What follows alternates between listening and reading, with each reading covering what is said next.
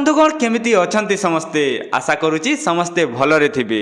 बंधुगण साम्स ओडिशा तरफरु आपनकर गोटे नोटिफिकेशन आछि जेना आईटीआई स्पॉट एडमिशन पाई देखंतु कोन लेखा अछि ना राज्य सरकारी और बेसरकारी आईटीआई मानकरे 2024-25 शिक्षा वर्ष पाई आईटीआई स्पॉट एडमिशन विज्ञापन।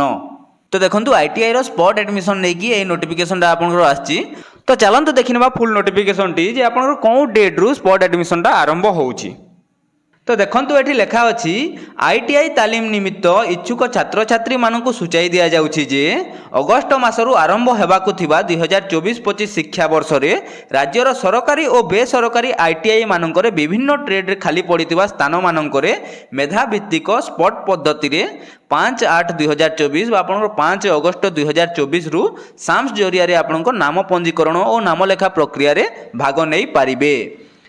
माने जो माने चाहूचंती गोटे आईटीआई करिवा पय एवं ए जाय तांकर एडमिशन होई नाही किबा होई पारि नाही कोनोसी कारणवशतः माने स्पॉट सिलेक्शन द्वारा एबे एडमिशन करि पारिबे। सविशेष विवरणी एसओपी निमित्त साम्स पोर्टाल www.samsodisha.gov.in बा प्रार्थी सहायता टोल फ्री नंबर संजोग हेल्पलाइन 155335 किंबा 180034567770 को जोगाजोग करी उत्तम मानर तालीम सह कुशली कारीगर हेबा पय एही सुजोग नियंतु।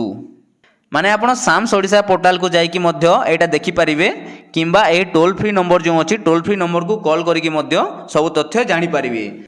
तो बंधुगण आजिर वीडियो रे एतिकी वीडियोटी जदि आपण मानकु भल लागिताय वीडियोटी को गोटे लाइक करंतु सांग मानक सह शेयर करंतु एवं ए जाय जदि चैनल टी को सब्सक्राइब करि नाहंती ताले चैनल टी को निश्चित भाव रे सब्सक्राइब करंतु और बेल आइकन को ऑल रे सेट करंतु जा फल रे हमर प्रत्येक वीडियो रो नोटिफिकेशन आपन को सर्वप्रथमे मिलि परिबो। रहउची बंधुगण धन्यवाद।